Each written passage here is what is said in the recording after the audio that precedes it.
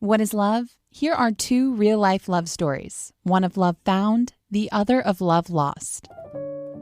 At first glance, Peter Libby and Mary Lekaneski seem like opposites. She's tiny, he's hulking. Mary says they were immediately drawn to each other, and things were going really well for a while. Romantic, serious. My daughter was going to go to college. What were we going to do next? We were enjoying each other's company. And then, this is the part I'm going to start crying. And then in January, Peter's heart burst. His aorta tore from his heart to his left leg. As he was losing consciousness, he made a phone call, not for an ambulance, but to Mary. Peter could feel his life ebbing. He knew he was dying. Mary went to his house right away. He collapsed. She called 911. At the hospital, the first priority was to keep him alive and repair his aorta, then to try to save his left leg. Then, will he wake up? Because he had been iced and out. And if he wakes up, what cognitive function will he have? It was grim. Peter's heart stopped for 54 minutes. After hours of surgery and against all odds, he woke up. And in those first few moments, he didn't know he had died. You couldn't tell by looking at me, but I was happy.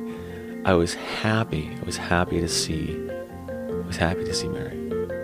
It would be a slow recovery, and being uninsured, Peter would accumulate more than $800,000 in medical debt. He told Mary to leave him. I said, you didn't sign up for this. You didn't sign up for a guy that is broken.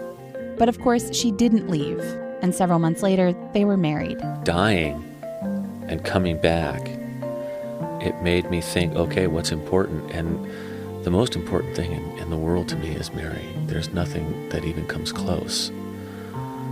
I came back from the dead to be with her. On a trip to Chile in 2008, Amber Nelson met her fiancé, Adolfo Ignacio Celedón Bravo, or Fito as he's called.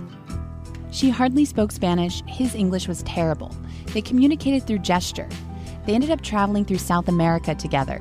She remembers one drive in particular. I asked him to pull over, and there's this just perfect little outlet to the lake. And the lake was so big, it looked almost like the ocean, and the sun was just setting. And both of us just tore off our clothes and jumped in the lake. She was supposed to stay for just a few weeks, but ended up staying for 9 months. I don't think I will ever reach that amount of happiness, active happiness of living right there in the moment again. Eventually, Amber returned to the U.S. Despite the distance, their commitment grew. Amber describes it as a consuming, important love. Time passed, they got engaged. More time passed, Fito moved to Berkeley to be with Amber. The night before Fito's 35th birthday, Amber threw him a party. She took him out dancing, and they walked home in the pre-dawn hours. They kissed. Even as we were having that kiss, I said to myself, this is the best kiss we've ever had. And it ended up being our last. That night, Amber and Fito were robbed at gunpoint. He was shot and killed. You know, I guess he's gone, but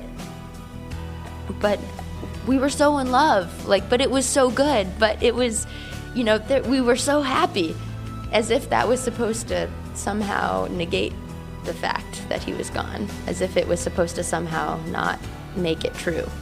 I asked her if she thinks she'll ever love like that again. No, never. Nope, that's impossible, I think. Well, and then he taught me, todo es posible, everything is possible. No love is anything but temporary.